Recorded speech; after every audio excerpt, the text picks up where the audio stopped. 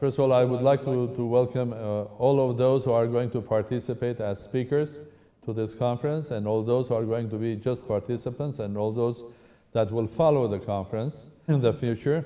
I'm really pleased to say that despite the facts and the events that are happening worldwide and locally in Caucasus, we decided to go ahead. Of course, this is not going to be the usual 3-day event with the enjoyment of wonderful scenes of Dilijan and Republic of Armenia, other places like Sevan and others, but hopefully next year we'll come together again. Welcome to the second one, and of course, it's going to be difficult in a short time of one-day discussions to answer all of the questions. But one thing is clear, we have to address the main feature that the world indeed has changed. This is a new world, and this is the title of the conference. Initially, we were thinking of having a conference about artificial intelligence and geopolitics, but the events have forced us to do something more about understanding of the new world. Thank you so much, Mr. President, for having us. The Summit of Minds are a continuum of exceptional events that take place throughout the world. We met in Chamonix a month ago. We are today in Armenia. We've been in Canada in November, and then in Singapore, Paris, and Washington, D.C. in the first months of next year. And the purpose of each summit is twofold. The first is to gather our community, the community of the monthly barometer, always in exceptional locations, with exceptional individuals. This year, on the first count, much to our chagrin, COVID-19 prevented us from being in glorious Dilijan and Yerevan. But the second count is already a success. We are proud and delighted to be virtually hosted by the President, of course. And we have an amazing and very diverse group of participants, prominent policymakers, decision makers, investors, and thinkers from more than 20 countries today. The second purpose is to harness the exceptional amount of intellectual and social capital assembled at each Summit of Minds to shed light on what's happening in the world from a variety of perspectives: economic, geopolitical, societal, technological, environmental as well, and what may be coming, understand what may be coming, so that we can make the most appropriate professional and personal decisions. Today, we are assembled in Yerevan at a very particular juncture for Armenia, struck by COVID, like all countries around the world, plus a war, plus a conflict in the region. And for many of us today on the call, the situation epitomizes a critical and prescient. So today, we look forward to understanding more what this means for Armenia and for the world. Thank you, Riz. Dear President Sargsyan, Excellencies, and dear friends, I'm very pleased to be with all of you for this new Summit of Minds. The world is going through difficult moments that ought to create solidarity and exemplarity.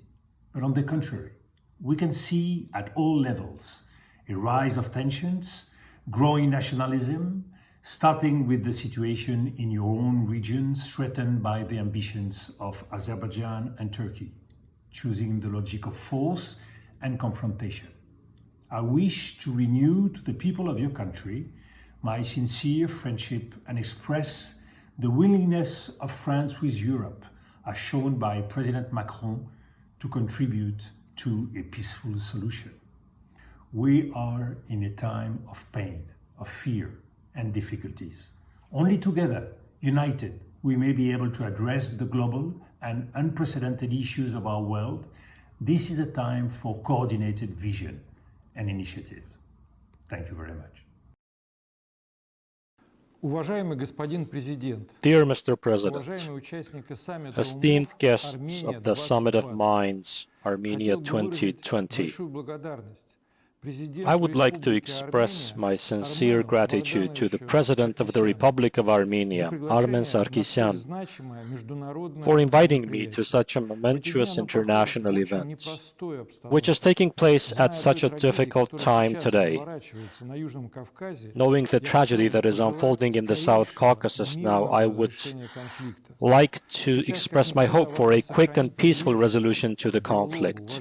Now more than ever, it is important that we remain remain committed to dialogue and respect for human life regardless of age, gender and nationality. This is even more true today, given the spreading of the coronavirus throughout the world. Another reason why the use of force is simply unacceptable. The new global threat presents a serious challenge to humanity, claiming almost 5,000 lives around the world every day.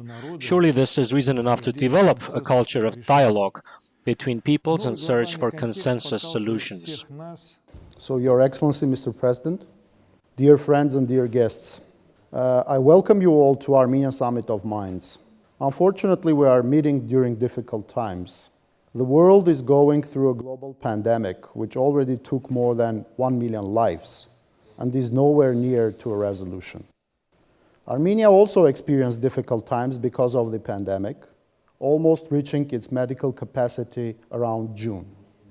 In the middle of September, the decision was made to open the schools despite the obvious risk of resurgence of the virus. The risk and possible negative spillovers on the economy was my main preoccupation until September 26. In the early morning of September 27, though, we found ourselves in the midst of war in Artsakh, also known as Nagorno-Karabakh. In a matter of hours, we started receiving news about heavy fighting and civilian casualties. This clearly illustrates that things can go terribly wrong terribly quickly. We used to live in a world where crisis was followed by a prolonged period of stability. Then the world became volatile, uncertain, complex, and ambiguous, famous acronym of the US Army War College. Now, as the title of the conference suggests, we're entering a new world. In my view, a world where crisis is a norm. The sources of change, as program clearly illustrates, can be very different. Geopolitics, technology, health, education, etc.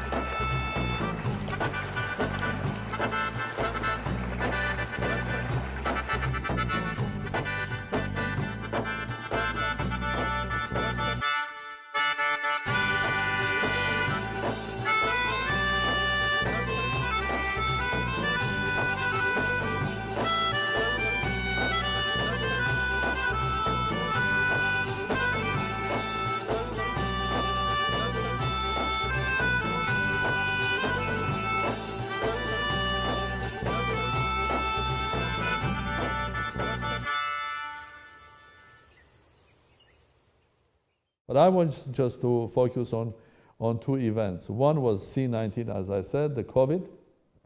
It has become a global event. If we go back another 100 years ago, COVID would start somewhere in China.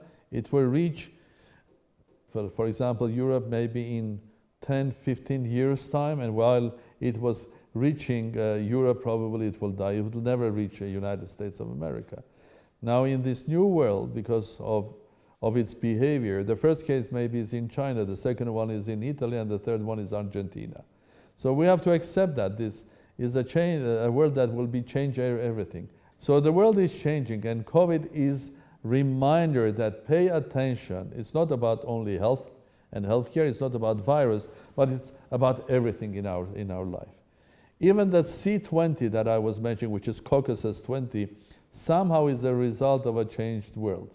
The fact today is, while there is a Minsk process, while there is international recognized format for negotiations, and while these negotiations were going on more than 20 years, chaired by the best negotiators that you can find in today's world, United States, France, which represents Europe, and Russia, which has tremendous influence in the region, I think while this process were going, because the Azerbaijani side was not happy with the negotiations, they decided they can go into war. And 27th of September, they started the war.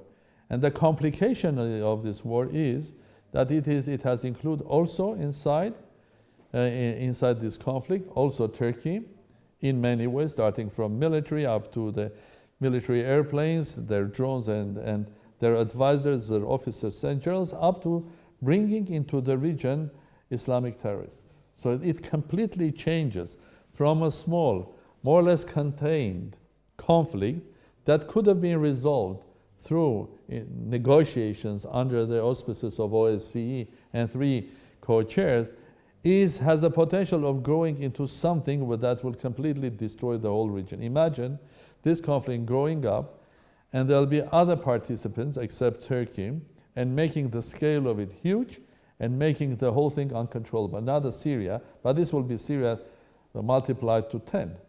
And it will hit everybody, from Georgia up to Russia and everywhere. So my call is, and I will be very happy to listen to our colleagues, and maybe if you'll give me a chance at the very end of it to make some small comments as well. So I welcome my colleagues, and I will be very happy to learn from them. Honorable Mr. President, Excellencies, ladies and gentlemen, if it's possible, I ask you with my very soft proposal, may I speak in Russian? Have you a translation or not? As far as I know, Mr. Shvidkoy, we don't have anything direct that can work for our numerous attendees from around the world, so it might be a bit difficult. Good. In this case, I would speak in English, and you will. Thank you, sir. Because my English not Oxbridge. In this case, I ask you be quite understandable. I suspect it's a lot better than our Russian, so for some of us. Thank you, sir. The point number one, I am very glad that today in the early morning or in the deep night yesterday in Moscow finalized the 11-hour negotiation between 2 ministers of foreign affairs. I talked about the ministers of foreign affairs of Armenia and Azerbaijan, and now we have a chance for the future negotiations because we have the humanitarian time for exchange of between the troops. This is very, very important for all of us, and I think today we have a chance to speak about future much more optimistic than day before. I believe that this summit of minds is not sufficient. I apologize. Because usually, customarily, after the sessions, mixed went to some nice venue, raised glasses, and wished each other good health, prosperity, like it's customary in the Southern Caucasus. The current new tech does not yet allow us to do this. We will have to raise those glasses solitarily. Nevertheless, I raised the virtual glass to all of us. В этом прекрасном месте мира, каким part является of the Южный world, Кавказ, which is the в этом southern прекраснейшем Caucasus, месте in this планеты был мир. most beautiful part of the А planet, I would like остальное for мы peace будем to решать шаг за persevere. шагом. Шнора Калучун, Thank you, all the best. Since September 27th, Azerbaijan has launched a large-scale offensive along the entire line of contact with Artsakh. Today, the Azerbaijani armed forces launched attacks on military-civilian infrastructures of the internationally recognized territory of Armenia. This includes the civilian population. One civilian was killed. A civilian bus was shelled. In the morning, F-16 fighters from the Turkish Air Force ensured the delivery of bombing and missile strikes against settlements and ground units of the Armenian armed forces. Turkish multifunctional fighters shot down a Republic of Armenia Air Force Su-25 fighter in the airspace of the Republic of Armenia. Unfortunately, the pilot died. During the attack, the Armenian armed forces downed an Azeri drone in the Vartanis area. Azerbaijan's attack on the Nagorno-Karabakh Republic was thoroughly planned. There is solid evidence that proves this. On September 24th, the BBC's Russian service reported that a sudden mobilization of reservists had begun in Azerbaijan, which was extended to 2 months instead of the previously announced 15 days. The mobilized were called to military commissariats and immediately sent to military exercises. Concurrently, civilian vehicles were being gathered. Moreover, the Ministry of Internal Affairs of Azerbaijan did not omit from its announcement that the vehicles were being recruited for military purposes. Pickup trucks were confiscated and parked in squares by police. Last week, the international media was actively circulating information that Turkish militants were being transferred to Azerbaijan to take part in hostilities against Armenia. The information on the number of militants and their salaries vary from source to source. For example, in her Twitter microblog, well-known German journalist Lindsay Snell mentioned that the militants of the Hamza Union, mainly an Arab Turkmen armed group, moved to the capital Baku via Turkey. The journalist also noted that the militants are mainly being transferred from Syria. Apart from that, she published a recording which states that about 1,000 militants will be transferred to Azerbaijan between September 27th and 30th. Another entity close to the Turkish-backed Syrian National Army has also stated that Turkey had promised to pay $1,800 to each militant destined for Azerbaijan. According to the information, the SNA sent several groups of militants to Azerbaijan. At the same time, over the past month, flights of Turkish cargo warplanes to Azerbaijan have reached an unprecedented level. These movements by the Turkish Air Force had most probably one main goal: to supply military equipment to Azerbaijan. The Azerbaijani side warned its population about the launch of military operations even on the eve of the offensive. On social media, videos calling for no footage to be taken showing the movements of Azerbaijani armed forces. Tural Ganjaliev, a member of the Azerbaijani parliament who is engaged in anti-Armenian activities, also called on people to not publish any photos and videos from the front line. Such actions make it obvious that the Azerbaijani side purposefully prepared for the attack and prepared its society for that. The video includes this quote: "It is also forbidden to disseminate the photos of military and civil objects on the border and front line. Do not forget that the victory is born from unity. This is our way to Karabakh." 2 days before the attack on September 25th, Azerbaijan refused the request of the personal representative of the OSCE chairman in office to conduct a monitoring mission on the front line, which plainly shows that the aim of Azerbaijan was to hide its plans of starting a war. Turkish media agencies have shown a masterclass of operative work. As soon as the military offensive started, Turkish media was already in place and were covering the events via livestream. At 8:13 a.m., TRT was already live, covering the events under the title "The Attack by Armenia Against Azerbaijan." Under no circumstance could Turkish film crews reach Azerbaijan in 1 hour, move to the front line, and start live coverage of events. These events were all accompanied by military rhetoric and calls for violence, both in the country and on the international arena. The Azerbaijani military and political authorities were openly speaking about attacks and the consequent cases of violence. The conclusions of the last 2 weeks probably are some of the ones that I heard from our colleagues here. And one of them is keep your friends very close to you.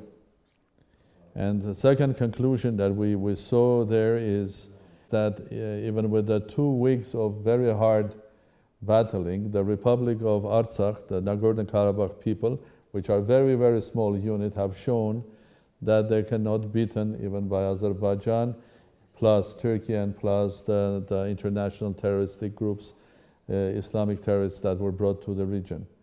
And the third one is that eventually probably there is no other solution rather than going to the table of negotiations and basically negotiating up to the end the future of Nagorno-Karabakh and the future of the whole region. And of course, war is not a solution at all. Now coming to some of the comments that were made here. First, Mr. Kaspersky made an interesting presentation of cybersecurity. My small comment, of course, for a short period of time that I have now, is that unfortunately this is not only about cyberspace that surrounds the businessmen and other activities. Cyber wars or the virtual wars are already going on worldwide, and I think in different forms, starting for interfering other people's elections, democracy, institutions, and so on and so forth. And we have seen in this conflict between Nagorno-Karabakh and Azerbaijan, huge cyber attacks. And I think cyber wars are reality today, and they are basically everywhere. Not necessarily they mean that they are doing the physical destruction, but the virtual destruction that brings to a physical destruction is huge. And of course, the usage of new types of arms and armaments, especially, for example, during this conflict by Azeri side, Turkish drones and Israeli-made drones, they are all also virtual. They are all connected to cyber and cyber security. So cyber security is very important. And I think we are not taking, worldwide, we're not taking the threat of cyber seriously. For the way I see it is as serious as it was the nuclear threat during the Cold War. And it's the time the international community, and this is not only going to be the superpowers, because if even Russia and United States will agree on how to control cyber, that will not end the cyber risk globally. Because it's not only just cyber, because the most important value worldwide now is not the natural resources, not oil, not gas, but it's data. And it's everywhere. And the complexity is here. You cannot take just 5 generals from Russian, Soviet side and 5 generals from United States. They come, they agree, and the agreement is signed, because there are so many other players here, and up to 16, 17 years old girls and boys, geniuses that can interfere in cyberspace and create a havoc. So small, as I agree, that small is becoming important in many ways. So cyber is important, and cyber can also hit the nuclear side. It was nice to hear our colleague speaking about nuclear safety and security. And for me as an Armenian and the president of Armenia, it was very disturbing to hear from Azeri official side saying that if the war continues, they will hit the nuclear power plant in Armenia. I mean, this is completely unacceptable, because a small conflict which is around Nagorno-Karabakh can become a regional and global disaster with another Chernobyl if they will hit the nuclear power plant. It's not going to hit only Armenia, it's going to hit everywhere. And the way they can hit is not only by sort of a weapon, mechanical weapon, but they can hit also with electronic one, with cyber. So cyber, the small one. And in this case, when you are going to negotiate the future of the world on cyber security, you have to take into account not only Russia and United States, not only China, not only smaller states, but you have to go up to the bottom and find a way, how do you control individual genius that 100 years ago would have become Albert Einstein, or 50 years ago would have become Steve Jobs. Now that person will enjoy becoming the disturber. So how do you do that? Well, that's something that we have to discuss, and I value very highly what that Ambassador Shvitkoy has said about human values. Because that's, in our human life, there are things that they are variables. They can change with the time, they can change with the space, with the place, but there are things that are constants. And the valuables, the constants that are at the bottom, at the very base of that, are our human values. And you very nicely spoke about that. You spoke about beauty. You spoke about the famous letter to Albert Einstein, but you spoke about also beauty. And it brings me again to the thought that is connected to the recent events of, I call it C-20. I call it C-20 to emphasize that small conflict in Caucasus can have a big regional, even global sort of destruction.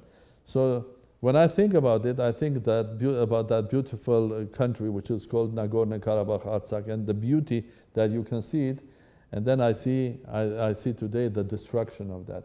So in order to develop something for the future, be that quasi-quantum, quasi-classic, the base of that should be and will be probably human values, and beauty as a conceptual thing is one of the most important things here as well.